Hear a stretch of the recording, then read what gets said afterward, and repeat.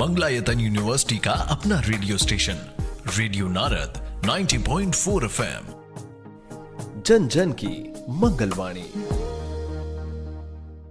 स्वागत है दोस्तों, रेडियो नारद 90.4 FM से मैं हूं आपके साथ आरजे याशी और कार्यक्रम शुरू हो गया है सेहत सही लाभ कई। जी हां, आपका अपना फेवरेट प्रोग्राम जिसमें आपको सेहत से जुड़ी एक्सपर्ट की राय मिलती है और एक सटीक जानकारी मिलती है। तो आइए आज सेहत सही लाभ कई में हम बात करने वाले हैं कुछ ऐसे रोगों के बारे में जिसे आमतौर पर लोगों को ग्रसित होते देखा गया है। अक्सर हम काम की वजह से अपनी हल्की फुल्की बिगड़ी हुई तबीयत को नजरअंदाज कर देते हैं, जिसका हर्जाना हमें बाद में भुगतना पड़ता है और तबीयत के प्रति हमारी ये लापरवाही हमें एक बड़ी बीमारी की ओर ढकेल देती है। तो आइए आज हम इस विषय पर बात करने वाले हैं कि ग्रामीण क्षेत्रों में बहुत सी बीमारियां लोगों को जकड़ लेती हैं। तो वो कौन कौन सी बीमारियां हैं, उन रोगों से निजात कैसे पाई जा सकती है और मौसम के दरमियान वो कौन कौन सी बीमारी है जो अक्सर लोगों को जकड़ लेती हैं।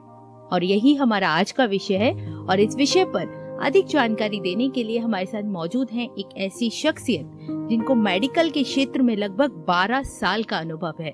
बात करें कोविड-19 के दौर की, तो दोस्तों उस दौरान भी जब देश इस बीमारी से लड़ रहा था, उस समय भी उन्होंने कोविड-19 के पेशेंट को अपनी सेवाएं देकर स्वस्थ किया और तंदुरुस्त किया। और वहीं सेवाएं देने के दौरान आपको बिहार गवर्नमेंट की तरफ से सम्मानित भी किया गया था।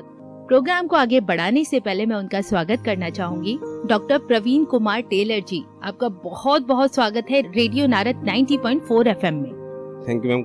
काफी क्षेत्र के अंदर मैंने काम किया है, हॉस्पिटल के अंदर भी काम किया है और ज्यादातर मैंने कम्युनिटी क्षेत्र में ही काम किया है। मंगलायतन से पहले मैं बिहार में काम किया करता था। कोविड-19 के अंदर जब पिता अपने बेटे का नहीं था और बेटा अपना पिता का नहीं था, जी। उससे कंडीशंस के अंदर हमने लोगों की जो सेवाएं की थी, कम्युनिटी के अंदर भी हमने जा के लोगों की सेवा की थी, जहाँ पे कोई पेशेंट को छूना तक नहीं चाहता था। अगर किसी को अचानक सडनली ये पता चल गया कि कोविड-19 का पेशेंट है, तो उनको ऐसा लगता था कि पता नहीं क्या, मतलब पिता अपने बेटे से डिस्टेंस बना रहा है और बेटा अपने पिता से डिस्टेंस बना रहा है। बिल्कुल। तो मतलब बहुत प्रॉब्लम्स थी उस कंडीशंस के अंदर। हमारी कम्युनिटी में ही पोस्टिंग थी, आपको उनकी हेल्प वगैरह करनी है।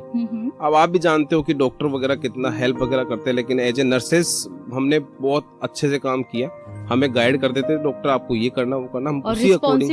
एज ए डॉक्टर पे कम एक नर्स पे कुछ ज्यादा होती है, क्योंकि 24 आवर्स एक पेशेंट के सामने एक नर्स ही होती है। बिल्कुल। तो हमने काफी अपनी मेहनत की, तो उससे खुश होके बिहार गवर्नमेंट ने हम सब लोगों को जो इस फील्ड में काम कर रहे थे सभी को सम्मानित किया गया था। काफी अच्छा बॉन्ड था मैम वहाँ से जी।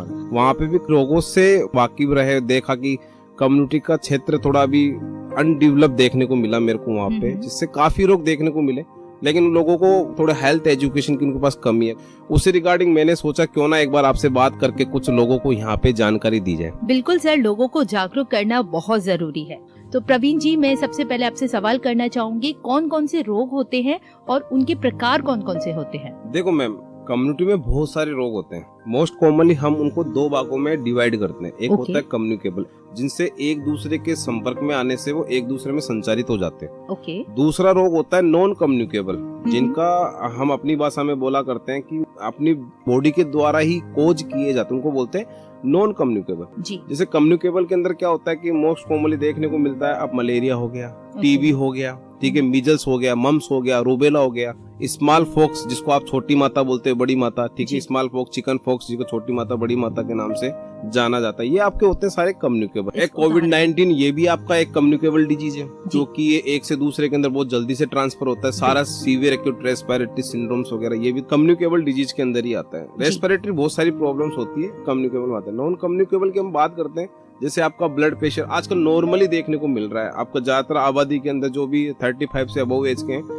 उनको अंदर ज्यादातर हाइपरटेंशन देखने को मिल रहा है। साथ साथ में एक डायबिटीज, स्ट्रोक। थोड़े दिनों पहले अभी पेपर के अंदर ही गाइडलाइन आया था कि जो लोग एसी वगैरह के अंदर बैठते हैं, सडनली अचानक से एसी से बाहर आते हैं तो उनको स्ट्रोक देखने को मिलता है। ये कंडीशन अपने सर्दियों में भी देखने को मिलती है, क्योंकि लोग बहुत गर्म होते हैं, अचानक से कोई ठंडा पानी से उस टाइम पे नहाते हैं तो डायरेक्ट पानी को वो अपने हेड पे डालते हैं, जिस कंडीशन में पेशेंट में स्ट्रोक वगैरह देखने को मिलता है। ये भी एक तरह का कम्युनिटी में बहुत सारी प्रॉब्लम, लोग इससे जागरूक नहीं है, इस कंडीशन डिजीज वगैरह देखने को मिलती है। वहीं ग्रामीण क्षेत्रों की बात करें तो वहाँ पे होने वाले सामान्य रोग कौन कौन से हो सकते हैं? देखो आज की कंडीशंस को अगर देखा जाए तो ज्यादातर तो मलेरिया और डेंगू के केस बहुत ज्यादा देखने को मिल रहा है अभी इससे एनवायरमेंट के अकॉर्डिंग। क्योंकि अभी जैसे बरसाती सीजन आएगा उस टाइम पे फिर डायरिया, थोड़ी वॉमिटिंग, हैजा वगैरह देखने को मिलेगा लोगों के अंदर, ठीक है।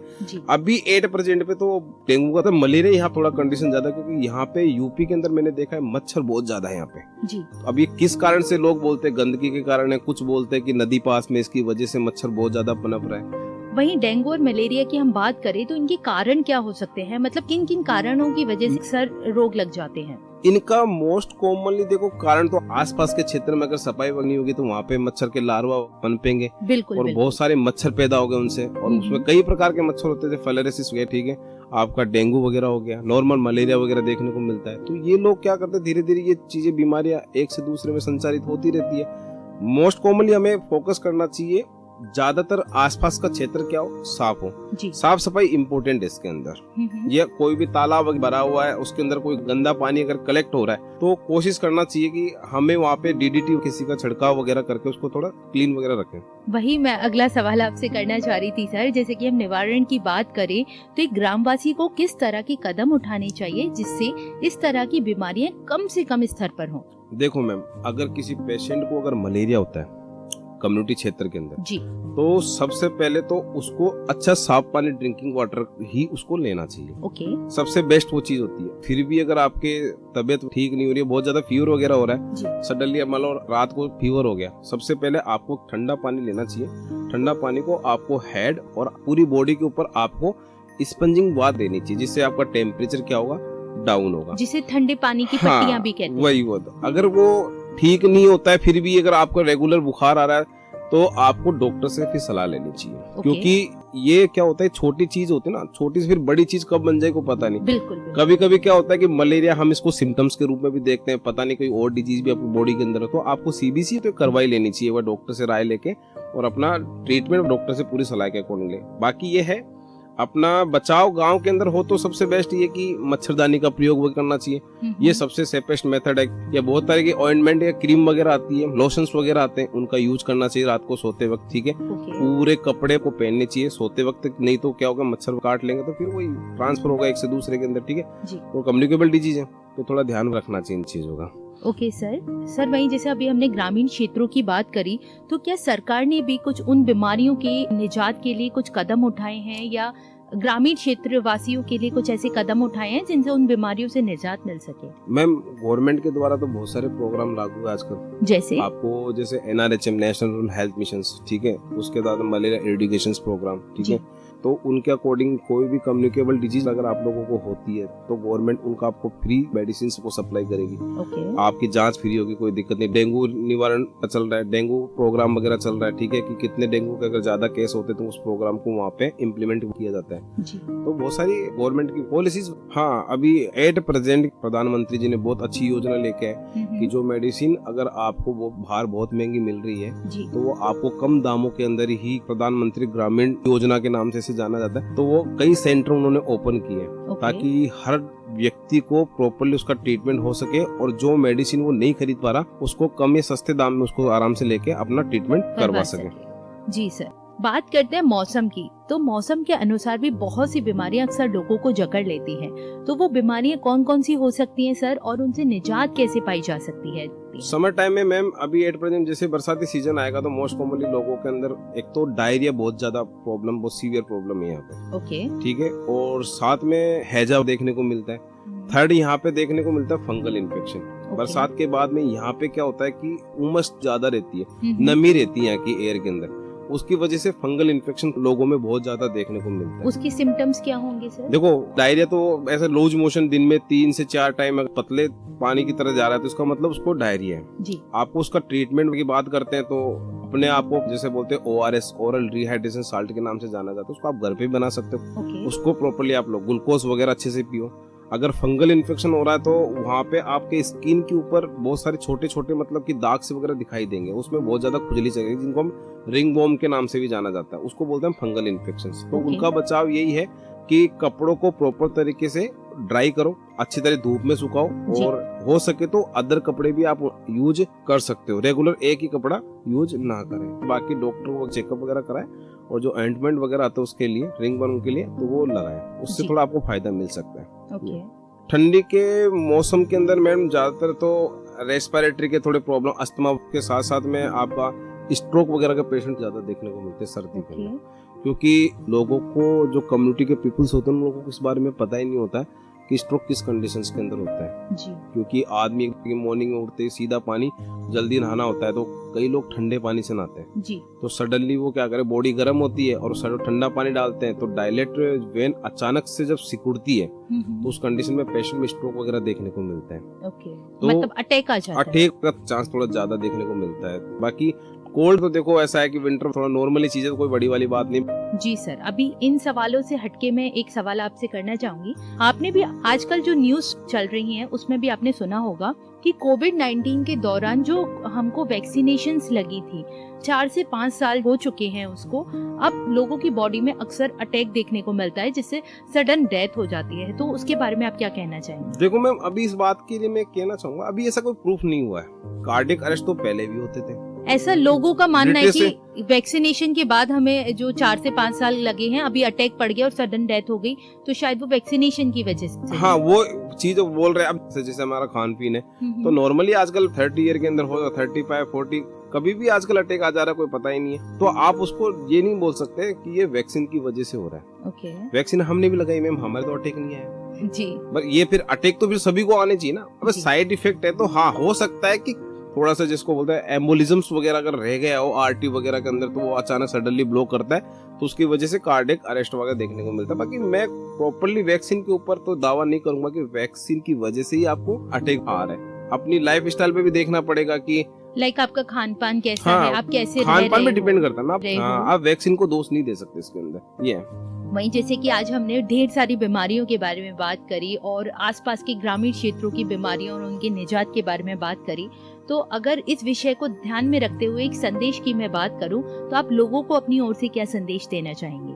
मैं लोगों को ये कहना चाहूंगा कि अपना जो ग्रामीण परिवेश है, तो उस ग्रामीण परिवेश को पूरा सुरक्षित रखें, क्योंकि देखो बहुत सारी ऐसी बीमारियां कम्युनिकेबल, जैसे हम बात करते हैं हेपेटाइटिस, टाइफाइड, ये भी बहुत कॉमनली कम्युनिटी वगैरह में देखने को मिलती है। ओके। तो ये सभी जो बीमारियां होती है, मोस्ट कॉमनली क्या होती है कि जैसे हेपेटाइटिस ए की बात करते हैं तो ये फीको ओरल रूट्स, मतलब कि जो गंदा पानी वगैरह पी लेते, और ड्रेनेज सिस्टम जो हमारा होता है घरों का, वो ड्रेनेज सिस्टम प्रॉपर होना चाहिए। ओके। क्योंकि मैंने यहाँ देखा कि लोग पानी यूज करते हैं, उसको सड़क पे छोड़ देते हैं जी। ये सही नहीं है। उसका एक प्रॉपर ड्रेनेज सिस्टम वगैरह होना चाहिए, ताकि मच्छर नहीं पनपेंगे तो आपको मलेरिया नहीं होगा, ठीक है।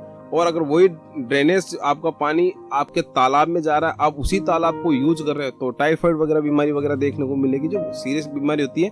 हेपेटाइटिस ऐसी बीमारी अगर टाइम पे ट्रीटमेंट नहीं होगा तो डेथ देखने को मिलती है जी। तो लोगों से मैं यही कहूंगा कि अपने एनवायरनमेंट के आसपास को क्षेत्र को शुद्ध रखो, स्वच्छ रखो, प्रदूषण वगैरह से मुक्त रखो, और साथ में जितना भी पोल्यूशन होता है उससे दूर रखो, ताकि आप अच्छा जीवन जी सको। जी, बहुत ही अच्छा संदेश दिया है आपने सर।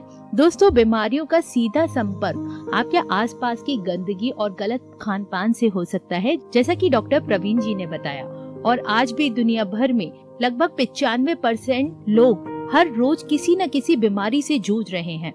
अगर आप अपना ध्यान ठीक से नहीं रखेंगे तो आप भी इसकी चपेट में बहुत जल्द आ सकते हैं।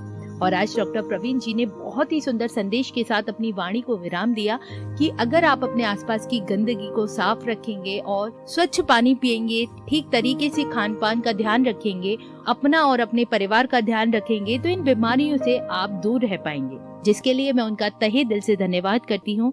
डॉक्टर प्रवीण जी, रेडियो नारद से जुड़ने के लिए और हमें ग्रामीण क्षेत्रों में होने वाले सामान्य रोग के विषय पर ढेर सारी जानकारी देने के लिए आपका बहुत बहुत धन्यवाद। बहुत धन्यवाद मैम, आपने हमें यहाँ पे आमंत्रित किया और काफी लोगों को हमें एजुकेशन देने का थोड़ा मौका मिला जी। ठीक मैम, कभी हमारा और भी आपको टाइम चाहिए, हम आपको देने को रेडी। डेफिनेटली सर, आपकी जरूरत भी पड़ती रहेगी, लोगों को जानकारी मिलती रहनी चाहिए।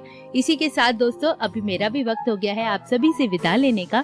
चलिए, अभी मुझे यानी आरजे याशी को दें इजाजत और हमारे सेहत सही लाभ कई कार्यक्रम में बने रहें रेडियो नारद के साथ, मेरे साथ और हमारे इस प्यारे से कार्यक्रम के साथ। नमस्कार, रेडियो नारद 90.4 FM से मैं हूँ आरजे याशी।